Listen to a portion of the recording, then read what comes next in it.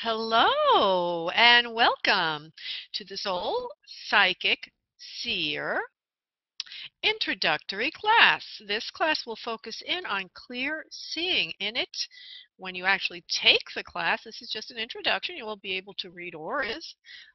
You will be able to read and heal using chakras. You will also be taught telepathy, remote influence, remote viewing, and medical intuition. So as you can see, this class is jam-packed with information. And here it is again, a breakdown. Section 1 will be reading the aura, and you will learn about a map of the aura, which Spirit has channeled through me, that allows you to get unbelievable amounts of information. You will learn about reading chakras, you will learn about the meanings of each, and you will learn how to do a specific healing and set up a hologram with your clients for healing them and yourself if you want to apply it on yourself. You will learn remote viewing. That's seeing locations at a distance, those that you're not seeing with your physical eyes, but rather your telepathic eyes. You also learn how to see into the body and pick up medical issues. And you'll learn telepathy and also how to influence others for healing. And so the psychic senses, as you might already know, but if not, it certainly merits review, is clear seeing, which this class is all about, also known as clairvoyance. And clairvoyance seems to have a level of panache that the other psychic senses do not have. Some people will actually say, oh, I want to work with a clairvoyant. Well, it just basically means you can see spirit. There's also clear hearing, which was the soul channel class that focuses in on hearing spirit. You can also feel spirit, which is clairsentience or empathic. When you're just empathic, you're at a beginning stage, but when you develop it, you become clairsentient, which is learning more how to utilize it versus just picking up feelings from people and not knowing how to interpret that and sort of being a victim as to picking up other people's stuff, if you will.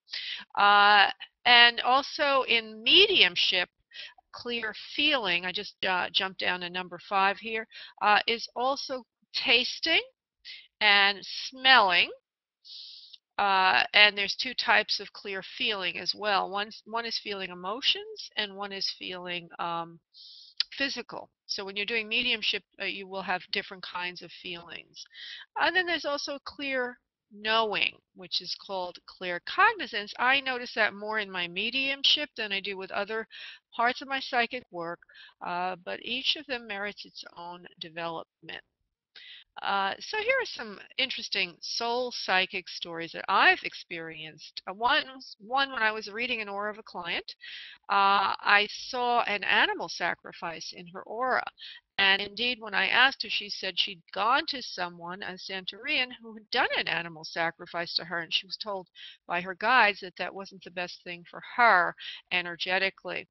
Another time, I saw a baby in the aura of a client, and indeed she was pregnant, and I was able to find the gender of the child as well, which was a boy. Looking into the chakras of clients with their permission, of course. I was able to see a lack of love from a mother for a client. Another one had been abused sexually, and I was able to literally see that. Now, you will be given tools to do this, and in this introduction, you can try some of it, but in the actual video class, we go into detail in doing this and how to do it. Telepathy. That's pretty much the foundation of mediumship, is you're conversing with an intelligent being outside of yourself. And that is taught in the class. And remote influence, which is for healing. Usually we use it for healing, also for manifesting. We cannot use it ethically for getting someone to do something like a zombie. It's not supposed to be used that way, nor does it really work.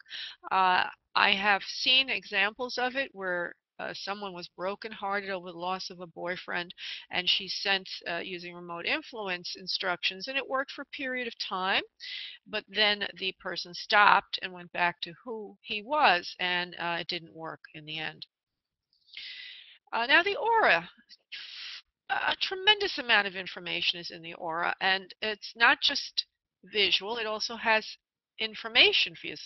So energy is everything, as Einstein said, but in addition, energy is information, it's intelligence.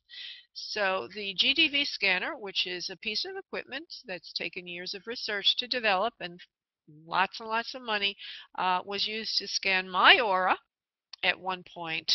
And in that scanning, it was revealed that my neck area had a break in the energy. And I believe my chakras also reflected that. And 2 days after that, 3 days after that, I came down with an upper respiratory infection.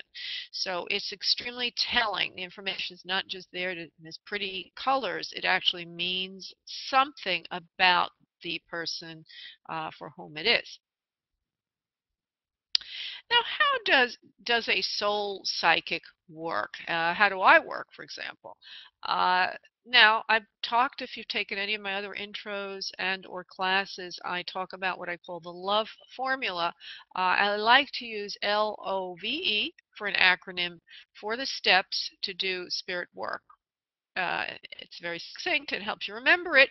If you took the Soul Abundance, Soul Purpose Magic class, LOVE is slightly different meanings, but basically the same real meanings underlying it, which is letting go. The first step when you do psychic work is to learn how to let go, and you meditate to do that.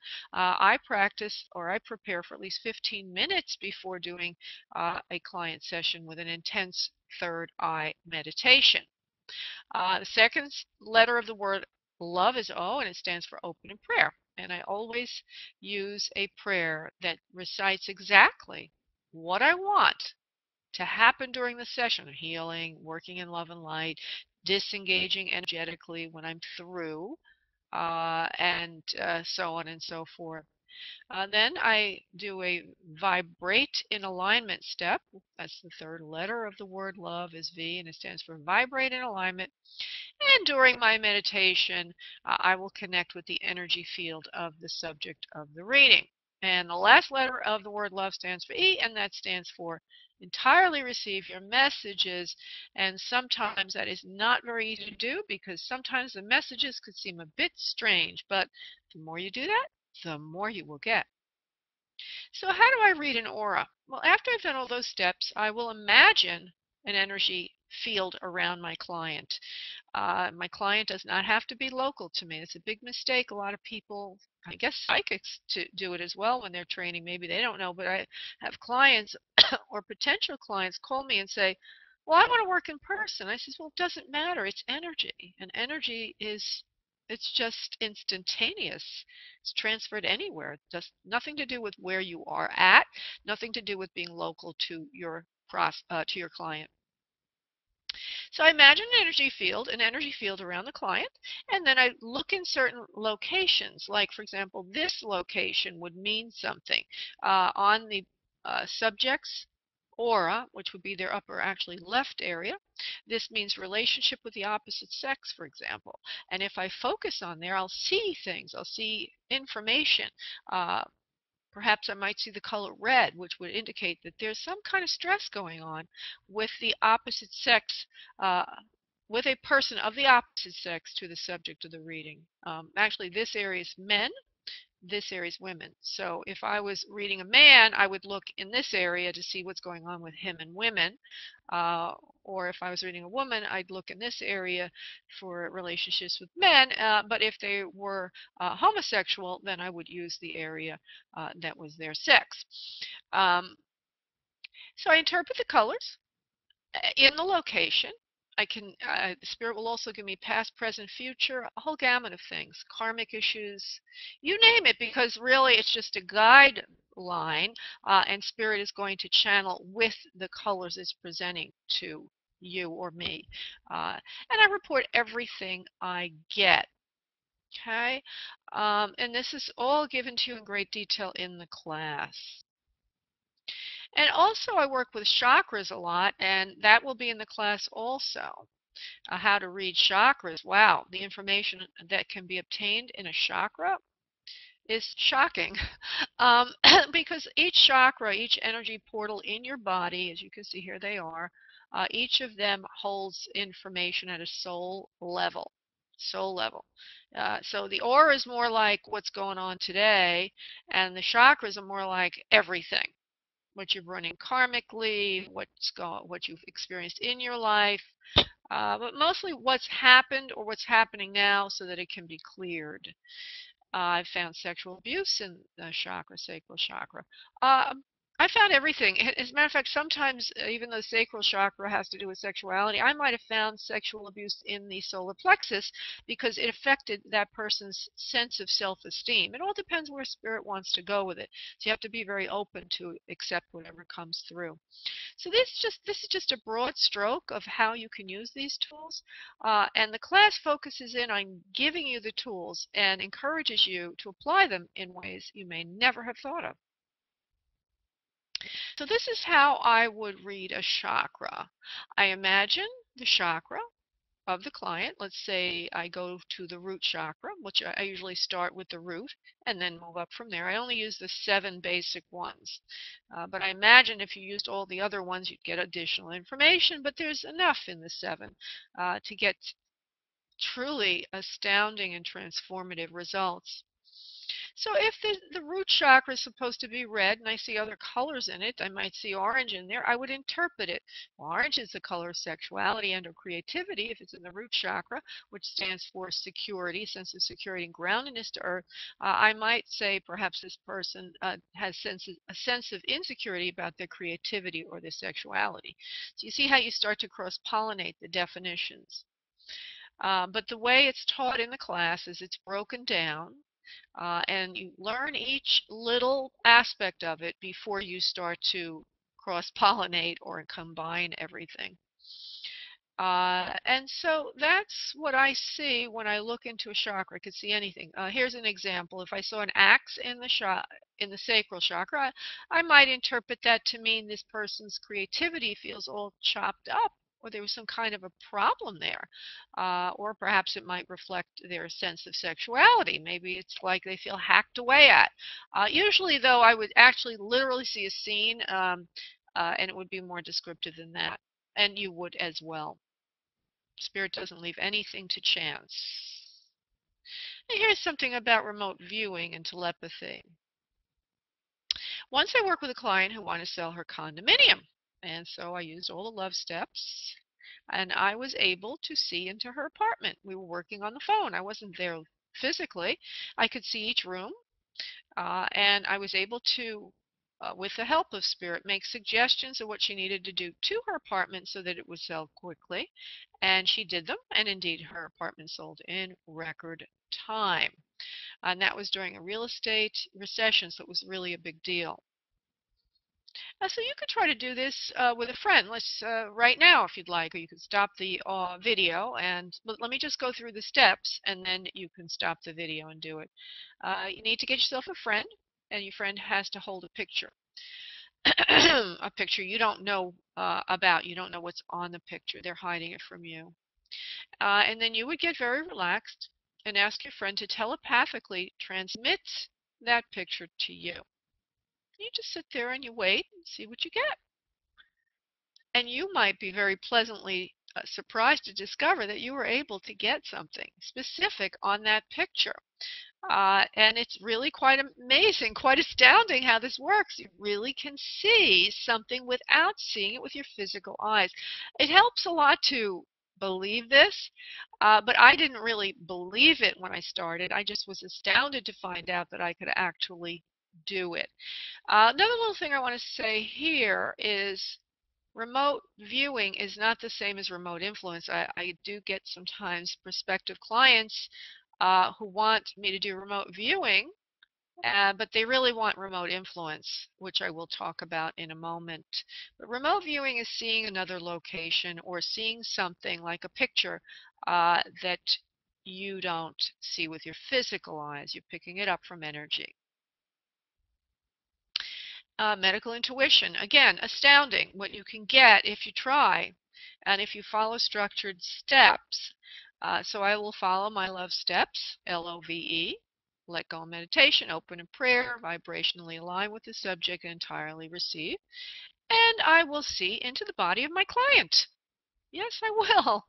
And I will get information. Like, for example, once I got to a person's neck and I was immediately told she has thyroid issues, and then I was led to look in her her abdominal area, and I saw issues with her reproductive organs, and indeed that was all correct, and she was trying to get pregnant and couldn't. And it was said during her session that her thyroid was sluggish, and therefore her reproductive organs never fully functioned well. And of course, she has to go to a doctor. We're not medical doctors when we do this. We're simply helping to expand the diagnosis process with some creative ideas. You'd be surprised how easy it is to do this, actually, if you just had the right steps and you knew how. And all of those steps are taught in the Soul Psychic class.